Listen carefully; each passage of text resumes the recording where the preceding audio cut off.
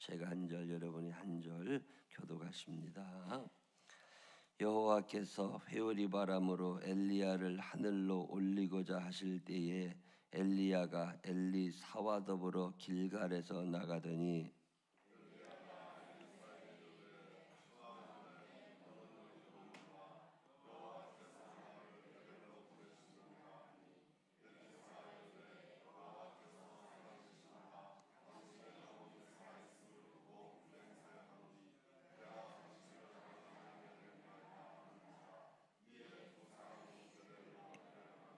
베델에 있는 선지자의 제자들이 엘리사에게로 나와 그에게 이르되 여호와께서 오늘 당신의 선생을 당신의 머리 위로 데려가실 줄을 아시나이까 하니 이르되 나도 또한 아노니 너희는 잠잠하라 하니라.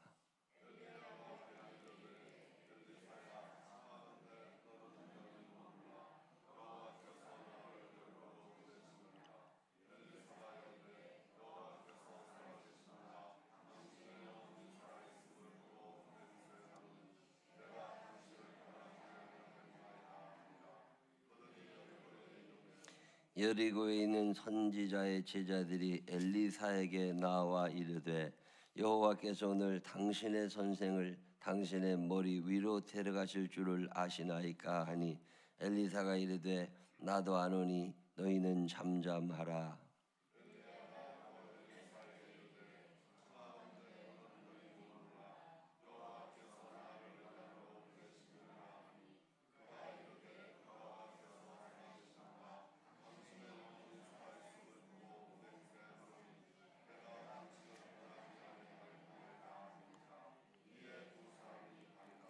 선지자의 제자 50명이 가서 멀리 서서 바라보매 그 두 사람이 요단가에 서 있더니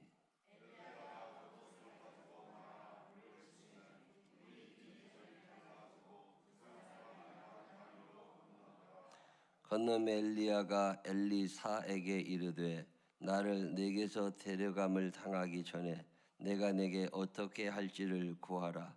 엘리사가 이르되 당신의 성령이 하시는 역사가 갑절이나 내게 있게 하소서 하는지라.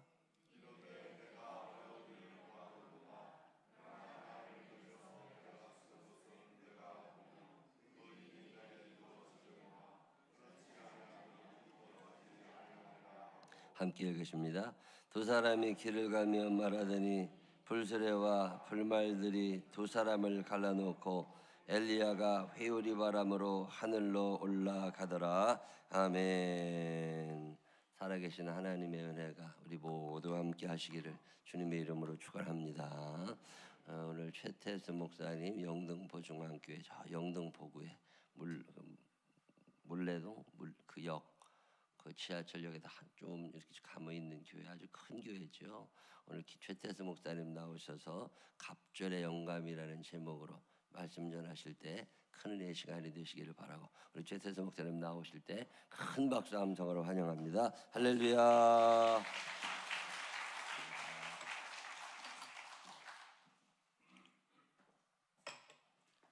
네, 감사합니다. 이렇게 좋은 교회 또 이렇게 철이삭 새벽기도 월삭기도에 와서 만나 뵙게 돼서 감사하고 또 하나님의 말씀을 나누게 돼서 감사합니다.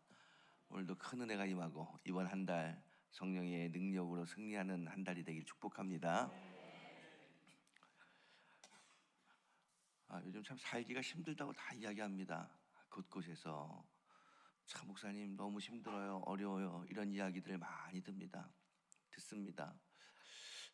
저는 그런 이야기를 들을 때마다 이렇게 힘들고 어려운 우리 성도들이 이 세상을 어떻게 행복하고 힘있게 살 수 있을까, 목사니까 그런 고민을 많이 해보게 됩니다. 그때마다 주님이 주시는 대답은 딱 하나입니다.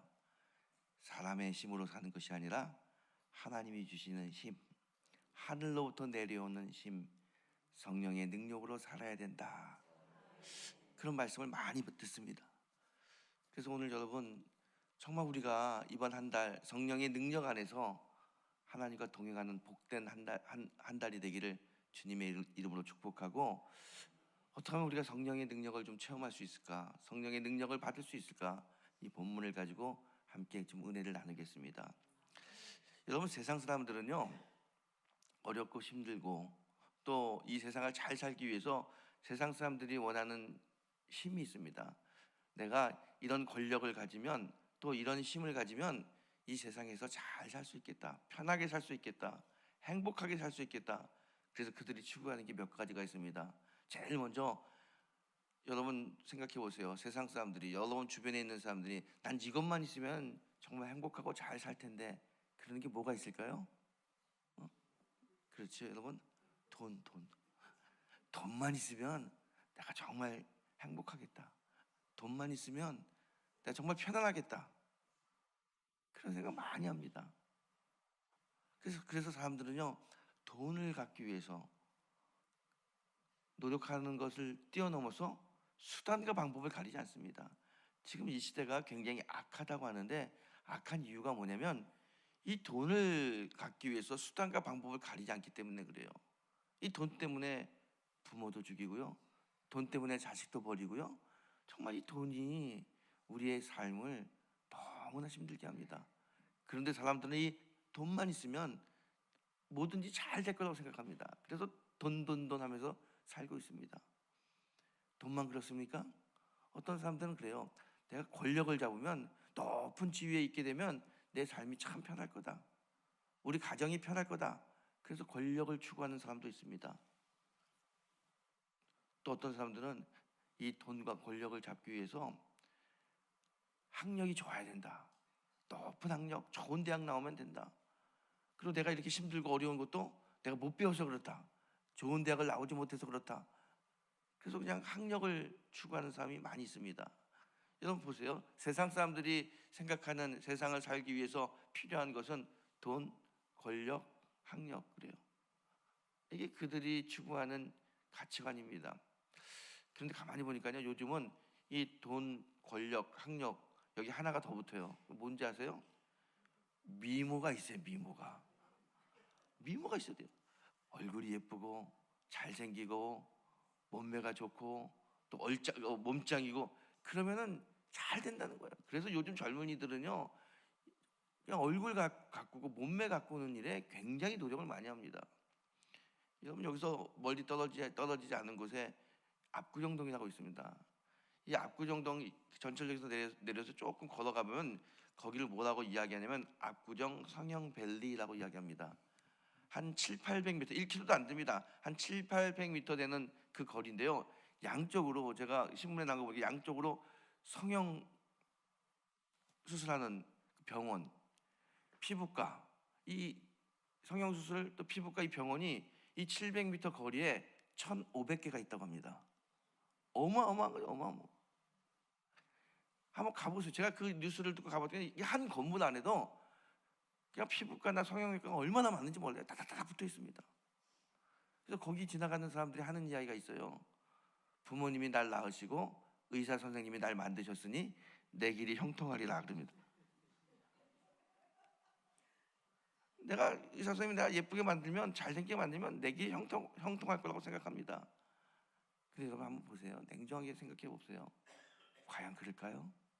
여러분, 돈이 정말 우리를 행복하게 만들고 돈이 인생의 모든 문제를 해결한다면, 한 10년, 15년 된 게 있죠. 우리나라에서 돈 제일 많은 사람 중에 하나인 사람, 현대아산의 회장이 자기 사무실에서 창문 열고 개동에 있는 사무실에서 뛰어내려 자살하지 않습니까? 그때 그 당시 그 사람이 가지고 있던 재산이 수천억 원입니다. 돈이 나를 행복하게 만들고 나의 인생의 문제를 해결한다고 사람들은 생각했는데, 그렇게 수천억 가지고 있는 사람은 자기 인생의 문제를 해결하지 못하고 창문 열고 뛰어내려 죽어버려요. 여러분, 권력이 우리 인생의 문제를 해결하고 나를 행복하게 만들 거라고 생각하는데, 여러분 우리나라에서 최고의 권력이 어디입니까? 대통령이죠. 대통령 지낸 분들 보세요. 행복합니까? 다 감옥 갑니다. 그들이 지금 가서 당신 대통령 지냈는데 행복하냐고 물어보면 고개를 설레설레 흔들 거예요. 내가 이럴 줄 알았으면 대통령 하지 말 걸 그랬다고 다 그렇게 이야기할 겁니다. 여러분, 이 학력 때문에 참 사람들 좋은 대학 가기 위해서 우리 부모님들이요 정말 자기 자식 좋은 대학 보내려고 얼마나 노력하는지 모릅니다. 가요회 시키고 학원 보내고 이게 다 뭡니까? 좋은 대학 보내면은 얘가 참 행복하게 살 거라고 생각합니다. 그런데 여러분, 좋은 대학 나왔다고 다 행복할까요? 절대 그렇지 않습니다. 우리 인생의 문제, 우리 삶의 문제를 그런 돈이나 권력이나 학력이나 미모가 절대 해결할 수 없습니다. 오직 우리 인생의 문제를 해결할 수 있는 힘은 하늘로부터 내려오는 힘, 하늘로부터 내려오는 능력만이 우리의 인생의 문제를 해결할 수 있습니다. 그래서 이사야 선지자는 이렇게 이야기합니다. 우리 인생을 해결할 수 있는 힘은 새 힘, 하늘로부터 내려오는 새 힘을 받아야 되는데, 이 힘을 받게 되면 독수리 날개침이 올라가고 다른 박쥐라 해도 곤비치 않고 걸어가도 피곤치 않다 이야기합니다. 이 새 힘, 하늘로부터 내려오는 이 힘이 뭡니까? 이게 바로 성령을 이야기하죠. 여러분, 오늘 이 아침에 우리가 성령의 능력을 체험하게 되면 이 성령의 능력은 독수리 날개침에 올라가는 힘이 있습니다. 달려가도 넘어지지 않습니다. 오랫동안 걸어가도 피곤치 않습니다. 이 하나님이 주시는 이 힘으로 우리 인생의 문제를 해결하는 겁니다. 오직 인생의 문제는 하나님이 주시는 새 힘, 성령의 능력만이 우리 인생의 문제를 해결할 수 있습니다. 그래서 성도는 성령을 받기 위해서 노력해야 되고요, 기도해야 되고요, 간구해야 됩니다. 제가 목회를 하면서 참 안타까운 게 있습니다. 이 성령의 이야기를 하게 되면요, 많은 성도들이 이런 게 있어요. 목사님, 나도 성령 받고 싶어요. 나도 성령 충만해서 힘있게 신앙생활 하고 싶어요. 거의 다 그런 생각합니다. 그리고 또 어떤 사람들은요, 성경에 대해서 이야기할 때 성경을 잘 모른다고 생각합니다. 교사를 하려고 그러면 목사님 저 성경 잘 몰라요. 속장을 하려고 그러면 저 성경도 모르는데 어떻게 속장해요. 성경을 잘 알았으면 좋겠어요. 성경을 정말 많이 알았으면 좋겠어요. 모든 신앙인들이 가지고 있는 두 가지의 생각은 뭐냐면, 내가 성경을 잘 알고 싶다, 그리고 성령 충만하게 살고 싶다. 보통의 많은 사람들이 그런 생각하고 있습니다. 그런데 참 신기한 거는요, 성경을 잘 알고 싶다고 그래요. 그래서 성경 공부하자고 그래요. 안 옵니다. 성령의 능력을 체험하고 싶다고 그래요. 기도회를 엽니다. 거기는 바빠서 못 와요. 아니, 성령을 체험하고 싶다고 하면서 성령이 임재하는 기도회 자리에는 오지 않습니다. 성경을 알고 싶다고 하면서 성경 공부 자리에는 오지 않아요. 그러면서 늘 성령 체험하고 성경 잘 알고 싶다고. 이게 말이 됩니까? 여러분, 성경을 잘 알고 싶으면 성경 공부에 나와서 성경을 배워야 되고, 성령의 능력을 체험하고 싶으면 기도의 자리에 와서, 예배 자리에 와서 성령을 체험해야죠. 근데 그런 데는 오지 않고 자꾸 성령 충만 이야기합니다. 있을 수 없는 이야기입니다. 여러분, 성령의 능력으로 내 인생의 문제가 해결된다고 믿으시면 성령이 임재하는 자리에 오세요. 이렇게 새벽에 기도할 자리에 오고, 저녁에 기도의 자리에 오고, 말씀의 자리에 오고, 예배의 자리에 오는 그런 성도가 되길 원합니다. 그러면 우리가 성령을 받을 수 있어요. 여러분, 성령은요, 하나님은 이 땅 모든 곳에 다 계시지만 아무 곳에서나 임재하지 않습니다.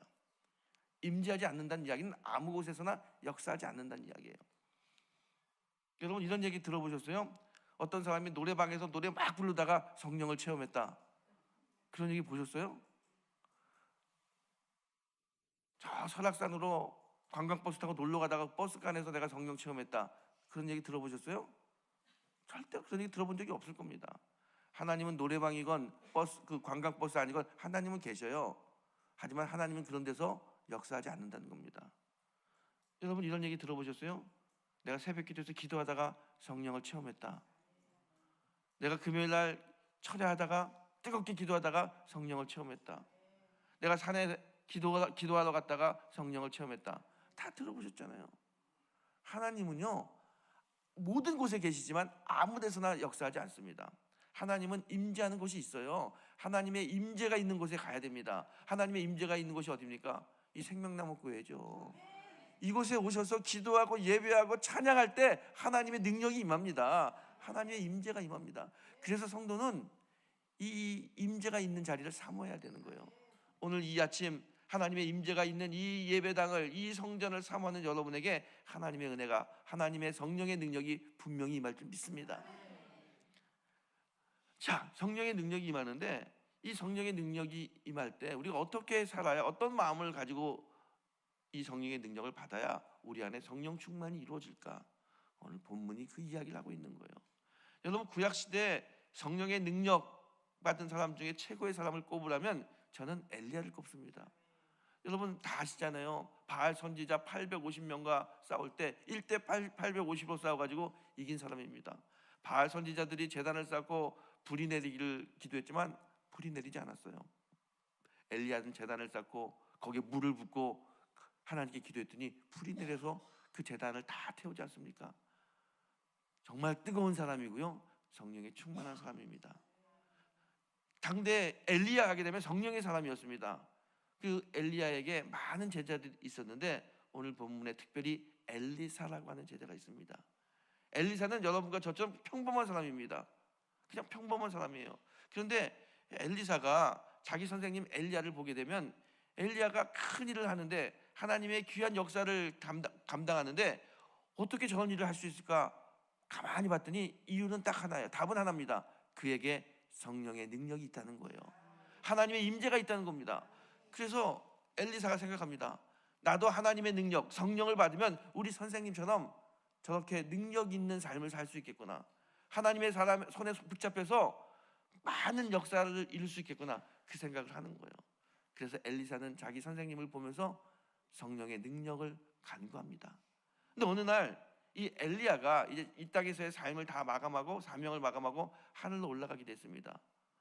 엘리사가 생각하기에 이제 우리 선생님이 올라가게 되면 이 선생님이 하던 일을 내가 해야 되는데 지금 내 힘으로 할 수가 없어요. 내 능력으로 할 수 없어요. 나도 우리 선생님처럼 성령의 능력을 받아야 그런 일을 할 수 있을 텐데. 그래서 자기 선생님 엘리야를 찾아갑니다. 그리고 엘리야에게 이야기하죠. 선생님, 나도 선생님처럼 성령의 능력을 체험하고 싶습니다. 성령 충만하고 싶습니다. 그러면서 막 다니는 거예요. 어떻게 하면 성령을 받을 수 있을까? 어떻게 하면 우리 선생님처럼 능력 있는 삶을 살 수 있을까? 가는 거예요. 쫓아다니는 거예요. 그런데 오늘 본문을 보게 되면 이 엘리야가 그렇게 성령의 충만함을 사모하는 자기의 제자 엘리사를 데리고 다닙니다. 성령의 능력을 체험하고 성령 충만을 원하는 이 자기의 사랑하는 제자 엘리사를 데리고 맨 처음 어디로 가냐면요, 길갈이라고 하는 곳을 갑니다. 길갈.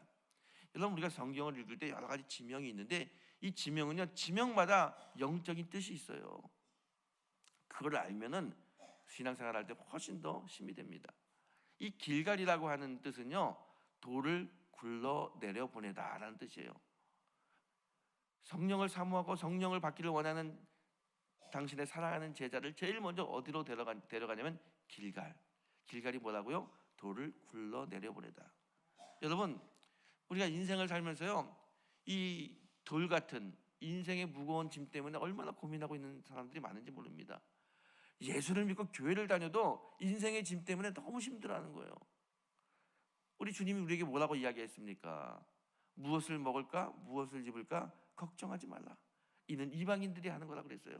그런데 우리는 늘 무엇을 먹을까? 무엇을 입을까? 늘 걱정합니다. 우리 여자 주부님들이 하는 게 뭐예요? 오늘 저녁 뭐 먹지? 오늘 저녁 뭐 먹지? 늘 그래요. 저는 우리 사역자들하고 토요일 날 우리 전도사님 다 같이 식사하는데요, 점심시간에 딱 12시에 만납니다. 그러면 전도사님들이건 또 부목사님들이건 점심에 딱 모이면 그래요. 목사님 오늘 뭐 먹죠? 뭐 먹죠? 아니, 무엇을 먹을까? 무엇을 먹을까? 걱정하지 말라고 하는데 우리는 늘 무엇을 먹을까? 그렇게 생각하는 거예요. 여러분, 예수님이 하신 말씀이 있습니다. 수고하고 무거운 짐진 자들아, 다 내게로 오라. 내가 너를 쉬게 하리라. 여러분, 이 수고와 무거운 짐을 어떻게 해요? 예수님 앞에 내려놓는 거예요. 그거를 굴러 내려 보내는 겁니다. 그래야 내가 주님이 주시는 새 힘으로 살 수 있는 거예요. 이 길갈이라고 하는 의미는 내 인생의 생각, 내 인생의 걱정, 내 인생의 염려를 다 굴러 내려보내라는 거예요.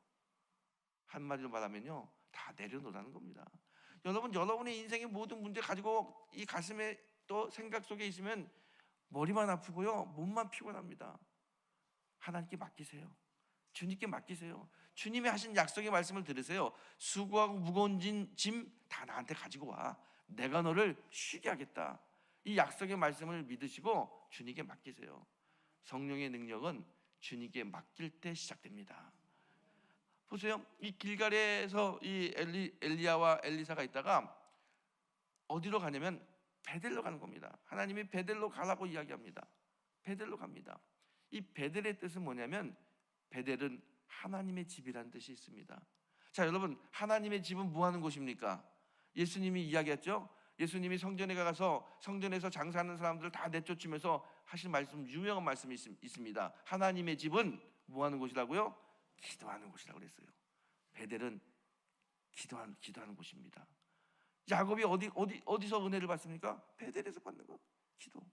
여러분, 이 베델이라고 하는 것은 기도를 이야기합니다. 우리가 성령을 받고 성령 충만하기 위해서는요, 우리의 생각과 우리의 걱정 근심을 하나님께 맡기고 뭐 하라는 거예요? 기도하는 거예요. 기도하지 않고 성령을 받을 수 없습니다. 기도하지 않고 성령의 충만함이 임하지 않습니다. 아까 제가 그랬죠? 여러분, 성령의 힘으로 살기를 원하십니까? 여러분의 삶 속에 성령의 능력이 충만하기를 원하십니까?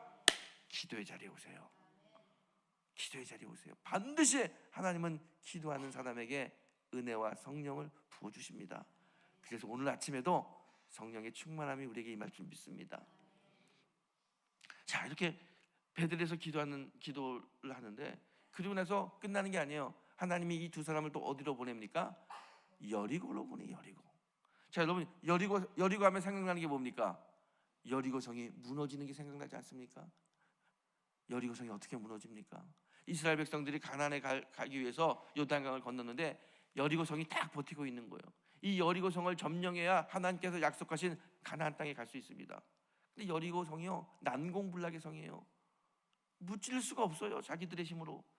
그때 하나님께서 여호수아에게 이야기합니다. 다 아는 이야기죠. 매일 아침 일어나서 여리고성을 한 바퀴씩 돌아라.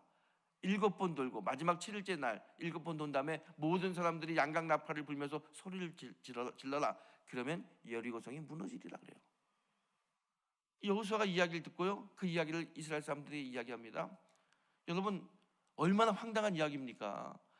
그 성이 무너지려면 특공대를 보내든지 아니면 요원을 보내가지고 안에 들어가서 빗장을 열고 문을 열고 싸워서 성을 무너뜨려야 되는데, 세계 전투 역사상 유례없는 일을 하라고 이야기합니다. 그냥 돌라는 거야. 한 바퀴씩만 돌라는 거예요. 그러면 성이 무너진대요. 사람의 상식으로, 사람의 생각으로 받아들이기 참 어렵습니다. 근데 어떡합니까? 정말 여호수아가 아침 일찍 일어나서 이스라엘 사람들을 데리고 그 성을 돌아요. 7번을 돌고 마지막 날 하나님이 시킨 대로 소리를 질렀더니 여리고성이 무너집니다. 이스라엘 백성들이 한 명도 다치지 않고 그 여리고성을 점령하게 됩니다. 여리고성은 순종을 이야기합니다. 여러분, 축복받고 싶으세요? 여러분 인생 속에서 하나님의 능력이 임하길 원하십니까? 순종하셔야 됩니다. 순종하면 하나님의 능력이 임합니다. 여러분, 성경을 보게 되면요, 성경 속에서 축복의 이야기가 나올 때 일정한 패턴이 있습니다. 우리가 잘 알고 있는 베드로가 밤새도록 고기를 잡았는데 한 마리도 잡지 못했어요. 그때 예수님이 나타나서 베드로에게 하는 이야기가 있습니다. 깊은 곳에 가서 그물을 던져라. 베드로는 갈릴리 바닷가에서 평생 고기 잡던 사람입니다. 지금 이 낮에 깊은 곳에 고기가 없다는 걸 너무나 잘 알고 있습니다. 하지만 그가 뭐라고 이야기합니까? 예, 선생님, 제가 밤이 맞도록 그물질에서 고기 한 마리도 잡지 못했지만 제가 말씀에 의지하여 깊은 곳에 가서 그물을 내리겠습니다. 그리고 깊은 곳에 그물을 내립니다. 그물이 찢어지도록 고기가 올라옵니다. 여러분, 하나님의 말씀이 임합니다. 그 말씀에 순종합니다. 하나님의 축복이 뒤따라옵니다. 성경이 이야기하는 축복의 동일한 패턴입니다. 이 패턴이 뭡니까? 이렇게 살면 우리의 삶도 축복받는다는 거예요. 하나님 말씀이 임하면, 말씀을 믿고 말씀에 순종하면 반드시 하나님의 축복의 역사가 나타납니다. 여리고성은 무엇을 이야기합니까? 성령의 능력은 순종할 때 나타난다는 거예요. 여러분, 고기가 잡히는 게 내 힘으로 고기가 잡힙니까? 하나님의 은혜로 고기가 잡힌 거죠. 성령의 능력이 임해야 내 삶이 바뀌고 삶의 축복이 임합니다. 근데 그 성령은 순종할 때 이루어진다는 거예요. 제가 목회를 할 때요, 저희 교회에 미국에서 오신 분을 모시고 은사 집회를 한 적이 있어요. 이분이 예언의 능력이 뛰어나서 다 집회를 하면서 마지막에 예언을 다 해줍니다. 그 예언을 다 할 때 제가 옆에서 통역을 다 해줬어요. 저희 교회 굉장히 신앙생활 열심히 하는 집사님 부부가 있습니다. 새벽 기도도 빠지지 않고 교회에 충성하고 이 두 부부가 얼마나 신앙생활 열심히 하는지 몰라요. 그리고 늘 하는 이야기 있죠. 저는 주님이 좋아요. 정말 저는 주님만 바라보고 삽니다. 모든 사람들의 귀감이 될 정도로 신앙생활 참 잘합니다. 그분들이 열심히 신앙생활 하면서 살아가지고 아파트를 하나 장만했어요. 그래서 가서 제가 입주 예배도 드리고 같이 전세 살다가 아파트 가니까 얼마나 좋았는지 몰라요. 여러분 서울에서 아파트 갖는다는 게 참 어렵잖아요. 두 부부가 열심히 벌어서 아파트 얻어가지고 너무 정말 기쁘게 신앙생활 합니다. 그때쯤에 우리가 집회를 다 예언하는데 그 남자 집사님 딱 예언하는데 그 미국 목사님이 이렇게 이야기하는 거예요. 야, 네가 정말 주님을 사랑한다면 네가 지금 살고 있는 그 아파트를 나에게 바쳐라 그러는 거예요. 많은 사람들 통해서 저도 이제 통역을 하면서도 저도 깜짝 놀라는 거예요. 하지만 사람들이 많으니까 쭉 지나갔어요 다. 제가 그때 통역을 하면서도 야, 이거 쉽지 않을 텐데 그런 생각했어요. 아니나 다를까 그 다음 주부터 이분이요 얼굴이 시무룩해서 신앙생활하는 거예요. 옛날에는 밝아서 목사님 할렐루야입니다, 권사님 할렐루야 막 그러는데 그 주에는 그런 얘기도 안 하고 조용히 예배드리러 가더라고요. 그 다음 주도 그래요. 제가 딱 느끼기에 이게 시험 들었구나. 모임에도 안 나옵니다. 저거 어떡할까. 그래서 제가 어떻게 예언을 어떻게 했나 다시 한번 좀 봐야겠다. 그래서 우리가 다 녹음을 하는데 녹음한 걸 가지고서 제가 그분에게 예언한 내용을 천천히 틀어봤어요. 그랬더니 제가 통역을 잘못해 준 거예요. 집을 바치라는 이야기가 아니라 네가 집을 사기 위해서 열심을 낸 그 열심을 나에게 바쳐라 그러는 거예요. 그래서 제가 너무나 사람도 많고 바쁘다 보니까 그냥 집을 바쳐라 그러고 번역해주고 가버린 거예요. 제가 이걸 듣고 그 집사님 부부를 불렀어요. 집사님 요즘 지난번에 예언 때문에 시험 든 것 같은데 내가 다시 들어보니까 집을 바치라는 이야기가 아니라 집을 사기 위해서 열심을 낸 그 열심을 나에게 바치라는 이야기야. 집사님 시험 들지 말고 집 바치는 것 때문에 고민하지 말고 다시 신앙생활 열심히 하세요. 그래서요. 제가 그러면은 그 문제가 다 풀릴 거라고 생각했습니다. 근데 갑자기 그 집사님이요, 남자 집사님이 움직이질 않는 거예요. 그러니 눈물을 뚝 떨어뜨리면서 저에게 그래요. 목사님, 저는 정말 주님을 위해서라면 목숨도 바칠 수 있다고 생각했어요. 저는 주님만 바라봅니다. 늘 그러고 다녔어요. 그래서 제가 지난 2주 동안 제가 얼마나 신앙생활 잘못했는지 참 많이 회개했습니다. 목사님이 집을 바치라고 예언하고 난 그 다음 날부터 자기 마음에 갈등이 오는 거예요. 내가 이 집을 바칠 수 있나? 아무리 고민하고 아무리 기도해도 못 바치겠더라는 거예요. 이 집 하나 마련하기 위해서 우리 부부가 정말 얼마나 노력하고 먹을 것도 안 먹고 입을 것도 안 입고 얼마나 아이들 학원 가고 싶다는 것도 아껴가면서 그렇게 모아가지고 아파트 입주했는데 이걸 내가 어떻게 바쳐? 하나님은 이거 어떻게 나한테 바치라고 그래? 못합니다. 아무리 생각해도 못하겠다는 거예요. 그 교회 오면은 그 옛날 자기가 했던 이야기, 저는 주님을 위해서는 목숨도 바칠 수 있습니다. 그 말이 얼마나 자기가 가식적이었는지 그걸 알겠다는 거예요. 야, 아파트 하나도 바치지 못하면서 무슨 목숨을 바쳐? 자기가 2주 동안 그게 너무 힘들었다는 거예요. 그래서 그 남자 집사님이 저에게 하는 이야기가 있습니다. 목사님, 전 지금도 제 아파트를 못 바치겠어요. 그런데 목사님, 부탁이 있습니다. 제 믿음이 자라서, 제 신앙이 자라서 언젠가 하나님이 이 아파트 바치라고 할 때 아멘입니다. 그리고 바칠 수 있는 순종의 마음을 가질 수 있도록 하나님 저에게 기도해 주세요. 목사님 기도해 주세요. 저도 언젠가는 하나님의 말씀에 무조건 아멘할 수 있는 그런 삶을 살고 싶습니다. 지금은 안 됐지만 꼭 그런 날이 올 수 있도록 목사님 기도해 주세요. 제가 그분을 붙들고 참 간절히 기도했습니다. 여러분, 순종이 참 어려워요. 정말 어려워요. 하지만 하나님은 순종을 통해서 역사하신다는 걸 아셔야 됩니다. 여러분, 축복받길 원하세요? 능력받길 원하세요? 여러분의 마음에 순종이 임하도록 기도하십시오. 순종은 쉽지 않습니다. 하지만 반드시 순종은 해야만 합니다. 순종을 통하여 하나님의 역사가 나타나기 때문입니다. 여기까지만 신앙생활해도 얼마나 좋은 신앙인지 몰라요. 그런데 이 여리고 순종의 이 터에서 하나님은 엘리야와 엘리사를 데리고 갑니다. 어디로 갑니까? 요단으로 가는 거예요. 요단. 순종만 해도 정말 좋은 신앙인인데 요단까지 갑니다. 요단의 뜻이 뭡니까? 요단은 죽음을 의미합니다. 우리 요단강 건너간다 그러잖아요. 죽음을 의미해요. 왜 엘리야가 엘리사와 함께 요단강에 왔을까요? 신앙생활은, 성령의 충만한 삶은 내가 죽지 않고는 안 된다는 겁니다. 요단의 의미는 이곳에서 내 자아, 내가 죽어야 된다는 거예요.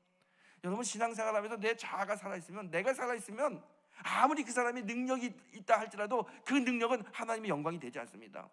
능력받고 하나님의 영광을 가리는 사람이 얼마나 많은지 모릅니다. 왜요? 자기가 죽지 않아서 그래요. 여러분, 구약시대 번제물에 소나 양 잡아서 올립니다. 근데 살아있는 소나 양을 올려가지고 불을 지펴가지고 제사를 지낸다고 생각해 보세요. 그 제물이 얼마나 뜨겁겠어요? 뜨거우면 가만히 있겠어요? 막 움직이죠? 날뛰죠? 제단이 무너집니다. 성령 받았다고, 성령 충만한다고 자기를 죽이지 못하고 막 날뛰면요, 교회가 무너져요. 그래서 정말 성령의 충만함을 바라는 사람은 신앙생활에서 하나님의 영광을 드러내기 위해서 자기를 죽일 수 있어야 됩니다. 자기를 부인할 수 있어야 됩니다.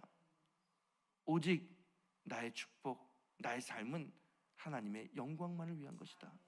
교회를 위한 삶이다. 자기를 죽이지 않으면 온전한 신앙의 생활을 할 수 없습니다. 이렇게 자기를 하나님께 맡기고 기도하고 순종하고 자기 자신을 죽일 수 있는 그 지경까지 왔을 때, 그때 비로소 하나님께서 엘리야에게 갑절의 능력을 주셨습니다. 사랑하는 성도 여러분, 이 아침 여러분의 삶 속에 이 엘리사에게 내렸던 갑절의 능력이 충만하게 내려지기를 축복합니다. 어떻게 해야 돼요? 하나님께 맡겨야 됩니다. 기도하셔야 됩니다. 말씀에 순종하셔야 됩니다. 그리고 내 자신을 하나님 앞에 죽일 수 있어야 됩니다. 자기를 부인할 때 하나님의 영광과 하나님의 능력이 우리의 삶을 주관합니다. 그래서 정말 하나님만을 드러내고 살아있는 하나님을 증거하는 귀한 성도의 삶이 되기를, 이번 10월달이 그런 은혜가 충만한 삶이 되기를 주님의 이름으로 축복하고 축원합니다. 기도하겠습니다. 하나님, 은혜를 감사합니다. 이 생명나무 교회를 축복합니다. 성도님들을 축복합니다. 이 새벽에 첫 새벽, 이 10월 첫 새벽에 나와서 기도하는 귀한 성도님들 한 분 한 분 주님께서 붙잡아 주시고 그들의 기도를 들어주셔서 기도가 응답받는 은혜가 임하도록 인도하여 주시옵소서. 특별히 성령 충만한 삶을 살고 싶습니다. 하나님, 하나님께 맡기고 기도하며 순종하며 성령 충만한 은혜를 받아서 하나님의 영광을 위해서 사는 귀한 성도의 삶이 되도록 우리를 인도하여 주시옵소서. 예수님의 이름으로 기도드렸사옵나이다.